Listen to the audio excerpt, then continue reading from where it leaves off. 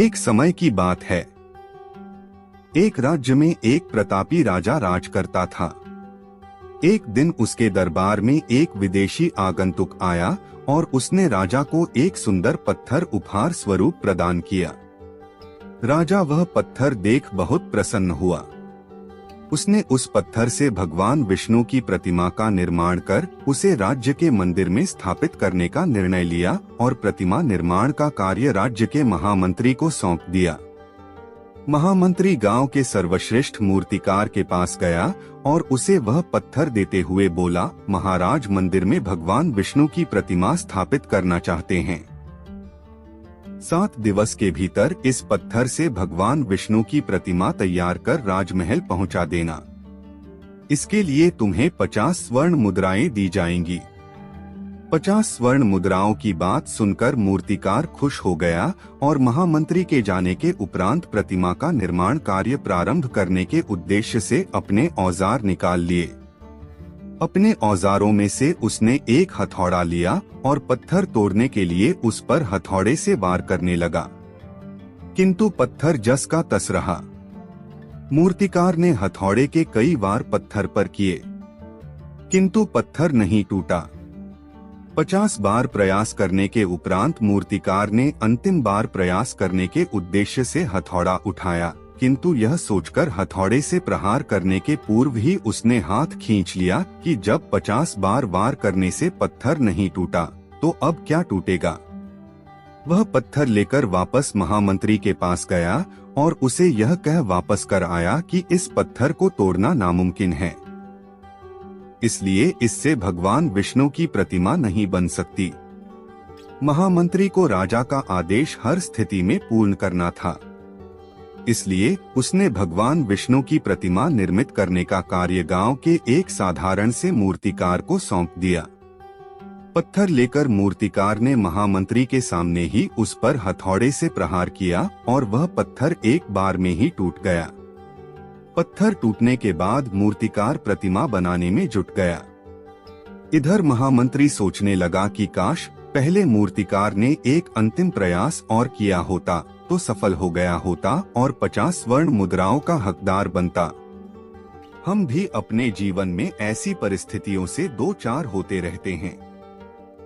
कई बार किसी कार्य को करने के पूर्व या किसी समस्या के सामने आने पर उसका निराकरण करने के पूर्व ही हमारा आत्मविश्वास डगमगा जाता है और हम प्रयास किए बिना ही हार मान लेते हैं।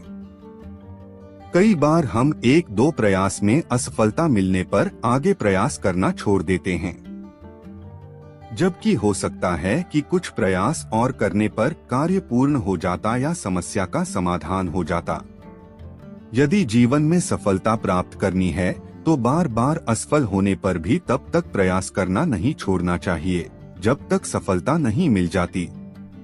क्या पता जिस प्रयास को करने के पूर्व हम हाथ खींच ले वही हमारा अंतिम प्रयास हो और उसमें हमें कामयाबी प्राप्त हो जाए। एक प्रोफेसर क्लास ले रहे थे। क्लास के सभी छात्र बड़ी ही रुचि से उनके लेक्चर को सुन रहे थे। उनके पूछे गए सवालों के जवाब दे रहे थे, लेकिन उन छात्रों के बीच कक्षा में एक छात्र ऐसा भी था जो चुपचाप और गुमसुम बैठा हुआ था। प्रोफेसर ने पहले ही दिन उस छात्र को नोटिस कर लिया, लेकिन कुछ नहीं बोले। लेकिन जब 4 से 5 दिन तक ऐसा ही चला तो उन्होंने उस छात्र को क्लास के बाद अपने केबिन में बुलवाया और पूछा, तुम हर समय उदास रहते हो, क्लास में अकेले और चुपचाप बैठे रहते हो, लेक्चर पर भी ध्यान नहीं देते, क्या बात है, कुछ परेशानी है क्या? सर, वो छात्र कुछ हिचकिचाते हुए बोला, मेरे अतीत में कुछ ऐसा हुआ है जिसकी वजह से मैं परेशान रहता हूँ, समझ नहीं आता क्या करूँ। प्रोफेसर भले व्यक्ति थे। उन्होंने उस छात्र को शाम को अपने घर पर बुलवाया। शाम को जब छात्र प्रोफेसर के घर पहुंचा तो प्रोफेसर ने उसे अंदर बुलाकर बैठाया। फिर स्वयं किचन में चले गए और शिकंजी बनाने लगे। उन्होंने जानबूझकर शिकंजी में ज्यादा नमक डाल दिया। फिर किचन से बाहर आकर शिकंजी का गिलास छात्र को देकर कहा, ये लो शिकंजी पियो। छात्र ने गिलास हाथ में लेकर जैसे ही एक घूंट लिया, अधिक नमक के स्वाद के कारण उसका मुंह अजीब सा बन गया। यह देख प्रोफेसर ने पूछा, क्या हुआ, शिकंजी पसंद नहीं आई? नहीं सर, ऐसी बात नहीं है, बस शिकंजी में नमक थोड़ा ज्यादा है, छात्र बोला। अरे अब तो ये बेकार हो गया, लाओ गिलास मुझे दो, मैं इसे फेंक देता हूँ। प्रोफेसर ने छात्र से गिलास लेने के लिए अपना हाथ बढ़ाया, लेकिन छात्र ने मना करते हुए कहा, नहीं सर, बस नमक ही तो ज्यादा है, थोड़ी चीनी और मिलाएंगे तो स्वाद ठीक हो जाएगा। यह बात सुन प्रोफेसर गंभीर हो गए और बोले, सही कहा तुमने, अब इसे समझ भी जाओ, ये शिकंजी तुम्हारी जिंदगी है, इसमें घुला अधिक नमक तुम्हारे अतीत के बुरे अनुभव है। जैसे नमक को शिकंजी से बाहर नहीं निकाल सकते, वैसे ही उन बुरे अनुभवों को भी जीवन से अलग नहीं कर सकते, वे बुरे अनुभव भी जीवन का हिस्सा ही हैं। लेकिन जिस तरह हम चीनी घोलकर शिकंजी का स्वाद बदल सकते हैं, वैसे ही बुरे अनुभवों को भूलने के लिए जीवन में मिठास तो घोलनी पड़ेगी ना। इसलिए मैं चाहता हूँ कि तुम अब अपने जीवन में मिठास घोलो। प्रोफेसर की बात छात्र समझ गया और उसने निश्चय किया कि अब वह बीती बातों से परेशान नहीं होगा। जीवन में अक्सर हम अतीत की बुरी यादों और अनुभवों को याद कर दुखी होते रहते हैं। इस तरह हम अपने वर्तमान पर ध्यान नहीं दे पाते और कहीं न कहीं अपना भविष्य बिगाड़ लेते हैं।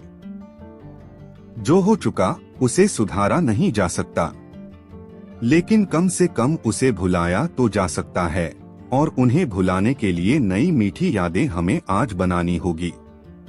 जीवन में मीठे और खुशनुमा लम्हों को लाइए, तभी तो जीवन में मिठास आएगी। एक दिन एक व्यक्ति सर्कस देखने गया। वहां जब वह हाथियों के बाड़े के पास से गुजरा तो एक ऐसा दृश्य देखा कि वह हैरान रह गया। उसने देखा कि कुछ विशालकाय हाथियों को मात्र उनके सामने के पैर में रस्सी बांधकर रखा गया है।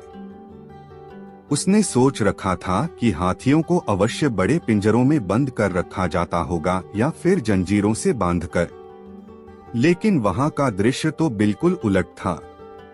उसने महावत से पूछा, भाई, आप लोगों ने इन हाथियों को बस रस्सी के सहारे बांध कर रखा है, वो भी उनके सामने के पैर को डोटिए तो इस रस्सी को बड़े ही आराम से तोड़ सकते हैं। मैं हैरान हूँ कि ये इसे तोड़ क्यों नहीं रहे। महावत ने उसे बताया, ये हाथी जब छोटे थे तब से ही हम इन्हें इतनी ही मोटी रस्सी से बांधते आ रहे हैं। उस समय इन्होंने रस्सी तोड़ने की बहुत कोशिश की, लेकिन ये छोटे थे, इसलिए रस्सी को तोड़ पाना इनके सामर्थ्य के बाहर था। वे रस्सी तोड़ नहीं पाए और ये मान लिया कि रस्सी इतनी मजबूत है कि वे उसे नहीं तोड़ सकते। आज भी इनकी वही सोच बरकरार है। इन्हें आज भी लगता है कि ये रस्सी नहीं तोड़ पाएंगे, इसलिए ये प्रयास भी नहीं करते। यह सुनकर वह व्यक्ति अवाक रह गया। उन हाथियों की तरह हम भी अपने जीवन में नकारात्मक सोच रूपी रस्सी से बंध जाते हैं। जीवन में किसी काम में प्राप्त हुई असफलता को हम मस्तिष्क में बिठा लेते हैं और यकीन करने लगते हैं कि एक बार किसी काम में असफल होने के बाद उसमें कभी सफलता प्राप्त नहीं होगी। इस नकारात्मक सोच के कारण हम कभी प्रयास ही नहीं करते। आवश्यकता है इस नकारात्मक सोच से बाहर निकलने की, उन कमियों को पहचानकर दूर करने की जो हमारी असफलता का कारण बनी। नकारात्मक सोच हमारी सफलता में सबसे बड़ी बाधक है। इसलिए नकारात्मक सोच रूपी जंजीर को तोड़कर सकारात्मक सोच को अपनाएं और जीवन में प्रयास करना कभी न छोड़ें, क्योंकि प्रयास करना सफलता की दिशा में कदम बढ़ाना है। अपने शोध के दौरान एक समुद्री जीव विज्ञानी ने पानी से भरे एक बड़े टैंक में शार्क को डाला। कुछ देर बाद उसने उसमें कुछ चारा मछलियां डाल दी। चारा मछलियों को देखते ही शार्क तुरंत तैरकर उनकी ओर गई और उन पर हमला कर उन्हें खा लिया। समुद्री जीव विज्ञानी ने कुछ और चारा मछलियां टैंक में डाली और वे भी तुरंत शार्क का आहार बन गई। अब समुद्री जीव विज्ञानी ने एक कांच का मजबूत पारदर्शी टुकड़ा उस टैंक के बीचों बीच डाल दिया। अब टैंक दो भागों में बंट चुका था। एक भाग में शार्क थी, दूसरे भाग में उसने कुछ चारा मछली डाल दी। विभाजक पारदर्शी कांच से शार्क चारा मछलियों को देख सकती थी। चारा मछलियों को देख शार्क फिर से उन पर हमला करने के लिए उस ओर तैरी, लेकिन कांच के विभाजक टुकड़े से टकरा कर रह गई। उसने फिर से कोशिश की, लेकिन कांच के टुकड़े के कारण वह चारा मछलियों तक नहीं पहुंच सकी। शार्क ने दर्जनों बार पूरी आक्रामकता के साथ चारा मछलियों पर हमला करने की कोशिश की, लेकिन बीच में कांच का टुकड़ा आ जाने के कारण वह असफल रही। कई दिनों तक शार्क उन कांच के विभाजक के पार जाने का प्रयास करती रही, लेकिन सफल न हो सकी। अंततः थक हार कर उसने एक दिन हमला करना छोड़ दिया और टैंक के अपने भाग में रहने लगी। कुछ दिनों बाद समुद्री जीव विज्ञानी ने टैंक से वह कांच का विभाजक हटा दिया, लेकिन शार्क ने कभी उन चारा मछलियों पर हमला नहीं किया, क्योंकि एक काल्पनिक विभाजक उसके दिमाग में बस चुका था और उसने सोच लिया था कि वह उसे पार नहीं कर सकती। जीवन में असफलता का सामना करते करते कई बार हम अंदर से टूट जाते हैं और हार मान लेते हैं। हम सोच लेते हैं कि अब चाहे कितनी भी कोशिश कर लें, सफलता हासिल करना नामुमकिन है, और उसके बाद हम कभी कोशिश ही नहीं करते, जबकि सफलता प्राप्ति के लिए अनवरत प्रयास आवश्यक है। परिस्थितियां बदलती रहती हैं, इसलिए अतीत की असफलता को दिमाग पर हावी न होने दें और पूरी लगन से फिर मेहनत करें। सफलता आपके कदम चूमेगी। रात का समय था। चारों ओर घुप अंधेरा छाया हुआ था। केवल एक ही कमरा प्रकाशित था। वहां 4 मोमबत्तियां जल रही थी। चारों मोमबत्तियां एकांत देख आपस में बातें करने लगी। पहली मोमबत्ती बोली, मैं शांति हूँ। जब मैं इस दुनिया को देखती हूँ तो बहुत दुखी होती हूँ। चारों ओर आपाधापी, लूट खसोट और हिंसा का बोलबाला है। ऐसे में यहाँ रहना बहुत मुश्किल है। मैं अब यहाँ और नहीं रह सकती। इतना कहकर मोमबत्ती बुझ गई। दूसरी मोमबत्ती भी अपने मन की बात कहने लगी, मैं विश्वास हूँ। मुझे लगता है कि झूठ, धोखा, फरेब, बेईमानी मेरा वजूद खत्म करते जा रहे हैं। ये जगह अब मेरे लायक नहीं रही। मैं भी जा रही हूँ। इतना कहकर दूसरी मोमबत्ती भी बुझ गई। तीसरी मोमबत्ती भी दुखी थी। वह बोली, मैं प्रेम हूँ। मैं हर किसी के लिए हर पल जल सकती हूँ, लेकिन अब किसी के पास मेरे लिए वक्त नहीं बचा। स्वार्थ और नफरत का भाव मेरा स्थान लेता जा रहा है। लोगों के मन में अपनों के प्रति भी प्रेम भावना नहीं बची। अब ये सहना मेरे बस की बात नहीं। मेरे लिए जाना ही ठीक होगा। इतना कहकर तीसरी मोमबत्ती भी बुझ गई। तीसरी बत्ती बुझी ही थी कि कमरे में एक बालक ने प्रवेश किया। मोमबत्तियों को बुझा हुआ देख उसे बहुत दुख हुआ। उसकी आंखों से आंसू बहने लगे। दुखी मन से वो बोला, इस तरह बीच में ही मेरे जीवन में अंधेरा कर कैसे जा सकती हो तुम? तुम्हें तो अंत तक पूरा जलना था, लेकिन तुमने मेरा साथ छोड़ दिया। अब मैं क्या करूंगा? बालक की बात सुन चौथी मोमबत्ती बोली, घबराओ नहीं बालक, मैं आशा हूँ और मैं तुम्हारे साथ हूँ। जब तक मैं जल रही हूँ, तुम मेरी लौ से दूसरी मोमबत्तियों को जला सकते हो। चौथी मोमबत्ती की बात सुनकर बालक का ढाढ़स बंध गया। उसने आशा के साथ शांति, विश्वास और प्रेम को पुनः प्रकाशित कर लिया। जीवन में समय एक सा नहीं रहता। कभी उजाला रहता है तो कभी अंधेरा। जब जीवन में अंधकार आए, मन अशांत हो जाए, विश्वास डगमगाने लगे और दुनिया पराई लगने लगे, तब आशा का दीपक जला लेना। जब तक आशा का दीपक जलता रहेगा, जीवन में कभी अंधेरा नहीं हो सकता। आशा के बल पर जीवन में सब कुछ पाया जा सकता है, इसलिए आशा का साथ कभी ना छोड़े। पिता ऑफिस का काम करने में व्यस्त था। उसका 10 साल का बच्चा बार बार कोई ना कोई सवाल लेकर उसके पास आता और पूछ पूछ कर तंग करता।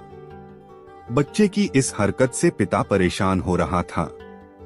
इसका हल निकालते हुए उसने सोचा, क्यों ना बच्चे को कोई ऐसा काम दे दूं जिसमें वह कुछ घंटे उलझा रहे। उतने समय में मैं अपना काम निपटा लूंगा। अब की बार जब बच्चा आया तो पिता ने एक पुरानी किताब उठा ली। उसके एक पेज पर वर्ल्ड मैप बना हुआ था। उसने किताब का वह पेज फाड़ लिया और फिर उस पेज को कई छोटे छोटे टुकड़ों में काट दिया। वे टुकड़े बच्चे को देते हुए बोला, यह पेज पर वर्ल्ड मैप बना हुआ था। मैंने इसे कुछ टुकड़ों में बांट दिया है। तुम्हें इन टुकड़ों को जोड़कर फिर से वर्ल्ड मैप तैयार करना है। जाओ इसे जाकर जोड़ो। जब वर्ल्ड मैप बन जाए तब आकर मुझे दिखाना। बच्चा वो टुकड़े लेकर चला गया। इधर पिता ने चैन की सांस ली कि अब कई घंटों तक बच्चा उसके पास नहीं आएगा और वह शांति से अपना काम कर पाएगा। लेकिन 5 मिनट के भीतर ही बच्चा आ गया और बोला, पापा देखिए मैंने वर्ल्ड मैप बना लिया। पिता ने चेक किया तो पाया कि मैप बिल्कुल सही जुड़ा था। उसने हैरत में पूछा, ये तुमने इतनी जल्दी कैसे कर लिया? ये तो बहुत ही आसान था पापा। आपने जिस पेज के टुकड़े मुझे दिए थे उसके एक साइड पर वर्ल्ड मैप बना था, एक साइड पर कार्टून। मैंने कार्टून को जोड़ दिया, वर्ल्ड मैप अपने आप तैयार हो गया। पिता बस बच्चे को देखता रह गया। अक्सर हम कोई बड़ी समस्या सामने आने पर उसे देख ये सोच लेते हैं कि समस्या बहुत बड़ी है और वो हल हो ही नहीं सकती। हम उसका एक पहलू देखते हैं और अपना दृष्टिकोण बना लेते हैं, जबकि उसका दूसरा पहलू भी हो सकता है जहां से उसका हल बहुत आसानी से निकल आए। इसलिए जीवन में जब भी समस्या आए तो हर पहलू देखकर उसका आकलन करना चाहिए। कोई न कोई आसान हल जरूर मिल जाएगा। एक बार गांव के 2 व्यक्तियों ने शहर जाकर पैसे कमाने का निर्णय लिया। शहर जाकर कुछ महीने इधर उधर छोटा मोटा काम कर दोनों ने कुछ पैसे जमा किए। फिर उन पैसों से अपना अपना व्यवसाय प्रारंभ किया। दोनों का व्यवसाय चल पड़ा। 2 साल में ही दोनों ने अच्छी खासी तरक्की कर ली। व्यवसाय को फलता फूलता देख पहले व्यक्ति ने सोचा कि अब तो मेरा काम चल पड़ा है, अब तो मैं तरक्की की सीढ़ियां चढ़ता चला जाऊंगा। लेकिन उसकी सोच के विपरीत व्यापारिक उतार चढ़ाव के कारण उसे उस साल अत्यधिक घाटा हुआ।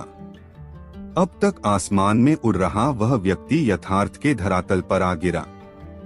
वह उन कारणों को तलाशने लगा जिनकी वजह से उसका व्यापार बाजार की मार नहीं सह पाया।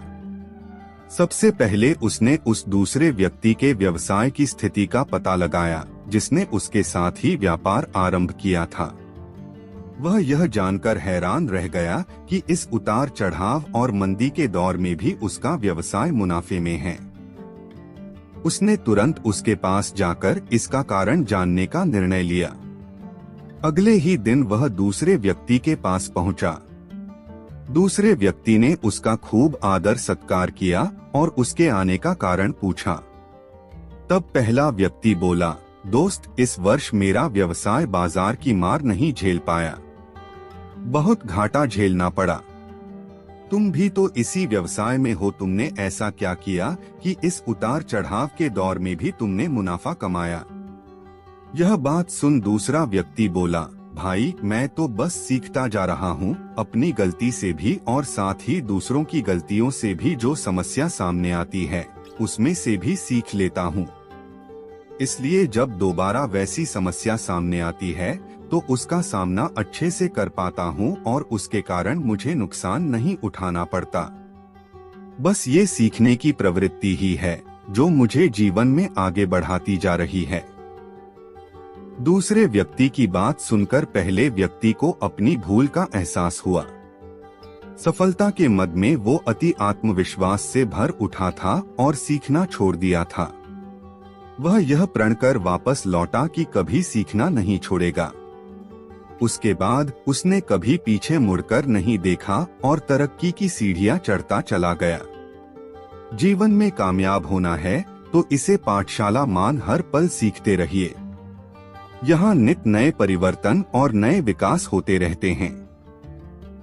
यदि हम स्वयं को सर्वज्ञता समझने की भूल करेंगे तो जीवन की दौड़ में पिछड़ जाएंगे, क्योंकि इस दौड़ में जीतता वही है जो लगातार दौड़ता रहता है।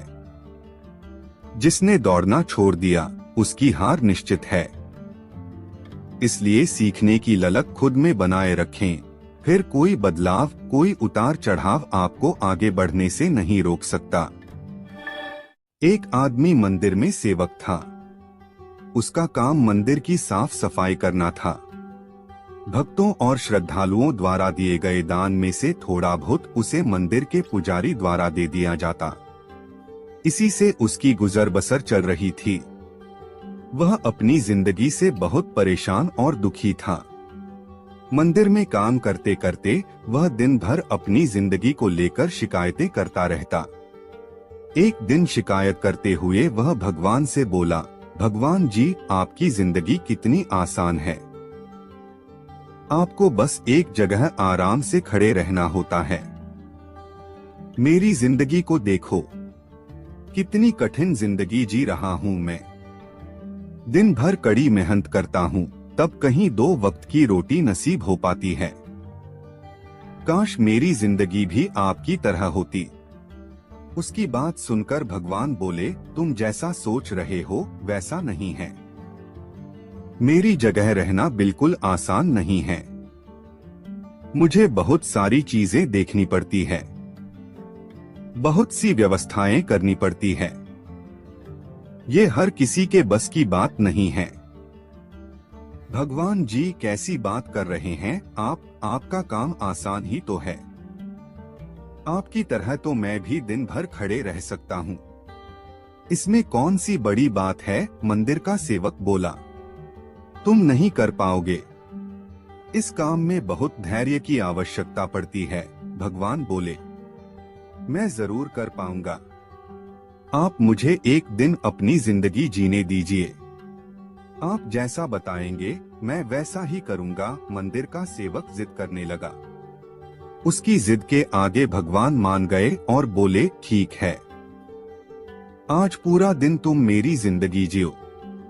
मैं तुम्हारी जिंदगी जीता हूँ, लेकिन मेरी जिंदगी जीने के लिए तुम्हें कुछ शर्तें माननी होगी। मैं हर शर्त मानने को तैयार हूँ भगवान जी, सेवक बोला। ठीक है, तो ध्यान से सुनो। मंदिर में दिन भर बहुत से लोग आएंगे और तुमसे बहुत कुछ कहेंगे। कुछ तुम्हें अच्छा बोलेंगे तो कुछ बुरा। तुम्हें हर किसी की बात चुपचाप एक जगह मूर्ति की तरह खड़े रहकर धैर्य के साथ सुननी है और उन पर कोई प्रतिक्रिया नहीं देनी है। सेवक मान गया। भगवान और उसने अपनी जिंदगी एक दिन के लिए आपस में बदल ली। सेवक भगवान की जगह मूर्ति बनकर खड़ा हो गया। भगवान मंदिर की साफ सफाई का काम निपटाकर वहां से चले गए। कुछ समय बीतने के बाद मंदिर में एक धनी व्यापारी आया। भगवान से प्रार्थना करते हुए वह बोला, भगवान जी, मैं एक नई फैक्ट्री डाल रहा हूँ। मुझे आशीर्वाद दीजिए कि यह फैक्ट्री अच्छी तरह चले और मैं इससे अच्छा मुनाफा कमाऊं। प्रार्थना करने के बाद वह प्रणाम करने के लिए नीचे झुका तो उसका बटुआ गिर गया। जब वह वहां से जाने लगा तो भगवान की जगह खड़े मंदिर के सेवक का मन हुआ कि उसे बता दें कि उसका बटुआ गिर गया है, लेकिन शर्त अनुसार उसे चुप रहना था। इसलिए वह कुछ नहीं बोला और खामोश खड़ा रहा। इसके तुरंत बाद एक गरीब आदमी वहां आया और वो भगवान से बोला, भगवान जी, बहुत गरीबी में जीवन काट रहा हूँ। परिवार का पेट पालना है, माँ की दवाई की व्यवस्था करनी है। समझ नहीं पा रहा हूँ कि इतना सब कैसे करूँ। आज देखो मेरे पास बस 1 रुपया है, इससे मैं क्या कर पाऊंगा? आप ही कुछ चमत्कार करो और मेरे लिए धन की व्यवस्था कर दो। प्रार्थना करने का बाद जैसे ही वह जाने को हुआ, उसे नीचे गिरा व्यापारी का बटुआ दिखाई दिया।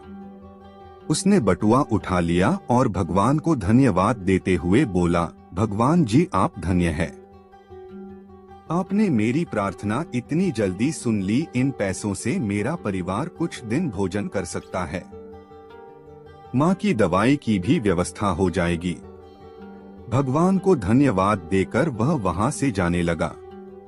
तब भगवान बने मंदिर के सेवक का मन हुआ कि उसे बता दे कि वह बटुआ तो व्यापारी का है, उसे मैंने नहीं दिया है, वह जो कर रहा है वह चोरी है। लेकिन वह चुप रहने के लिए विवश था, इसलिए मन मारकर चुपचाप खड़ा रहा। मंदिर में आने वाला तीसरा व्यक्ति एक नाविक था। वह 15 दिन के लिए समुद्री यात्रा पर जा रहा था। भगवान से उसने प्रार्थना की कि उसकी यात्रा सुरक्षित रहे और वह सकुशल वापस आ सके। वह प्रार्थना कर ही रहा था कि धनी व्यापारी वहां आ गया। वह अपने साथ पुलिस भी लेकर आया था। नाविक को देखकर वह पुलिस से बोला, मेरे बाद ये मंदिर में आया है, जरूर इसने ही मेरा बटुआ चुराया होगा, आप इसे गिरफ्तार कर लीजिए। पुलिस नाविक को पकड़कर ले जाने लगी। भगवान बने आदमी को अपने सामने होता हुआ ये अन्याय सहन नहीं हुआ। शर्त अनुसार उसे चुप रहना था, लेकिन उसे लगा कि बहुत गलत हो चुका है। यदि अब मैं चुप रहा तो एक बेकसूर आदमी को व्यर्थ में ही सजा भुगतनी पड़ेगी। उसने अपनी चुप्पी तोड़ते हुए कहा, आप गलत व्यक्ति को पकड़कर ले जा रहे हैं। ये बटुआ इस नाविक ने नहीं बल्कि इसके पहले आए गरीब व्यक्ति ने चुराया है। मैं भगवान हूँ और मैंने सब देखा है। पुलिस भगवान की बात कैसे नहीं मानती, उनकी बात मानकर उन्होंने नाविक को छोड़ दिया और उस गरीब आदमी को पकड़ लिया जिसने बटुआ लिया था। शाम को जब भगवान वापस आए तो मंदिर के सेवक ने पूरे दिन का वृतांत सुनाते हुए उन्हें गर्व के साथ बताया कि आज मैंने एक व्यक्ति के साथ अन्याय होने से रोका है। देखिए आपकी जिंदगी जीकर आज मैंने कितना अच्छा काम किया है। उसकी बात सुनकर भगवान बोले, ये तुमने क्या किया? मैंने तुमसे कहा था कि चुपचाप मूर्ति बनकर खड़े रहना, लेकिन वैसा न कर तुमने मेरी पूरी योजना पर पानी फेर दिया। उस धनी व्यापारी ने बुरे कर्म करके इतना धन कमाया है, यदि उसमें से कुछ पैसे गरीब आदमी को मिल जाते तो उसका भला हो जाता और व्यापारी के पाप भी कुछ कम हो जाते। जिस नाविक को तुमने समुद्री यात्रा पर भेज दिया है, अब वह जीवित वापस नहीं आ पाएगा। समुद्र में बहुत बड़ा तूफान आने वाला है। यदि वह कुछ दिन जेल में रहता तो कम से कम बच जाता। सेवक को यह सुनकर एहसास हुआ कि वह तो बस वही देख पा रहा था जो आंखों के सामने हो रहा था। उन सबके पीछे की वास्तविकता को वह देख ही नहीं पा रहा था। जबकि भगवान जीवन के हर पहलू पर विचार कर अपनी योजना बनाते हैं और लोगों के जीवन को चलाते हैं। हम सब भी भगवान की योजनाओं को समझ नहीं पाते। जब हमारे साथ कुछ गलत हो रहा होता है या हमारे हिसाब से कुछ नहीं हो रहा होता है, तो अपना धैर्य खोकर हम भगवान को दोष देने लगते हैं। हम ये समझ नहीं पाते कि इन सब के पीछे भगवान की कोई न कोई योजना छुपी हुई होती है। ऐसे समय में हमें भगवान पर विश्वास रखकर धैर्य धारण करने की आवश्यकता है। इसलिए चिंता न करें। यदि आपकी मर्जी से कुछ नहीं हो रहा, तो इसका अर्थ है कि वह भगवान की मर्जी से हो रहा है, और भले ही देर से ही सही, भगवान की मर्जी से सब अच्छा ही होता है।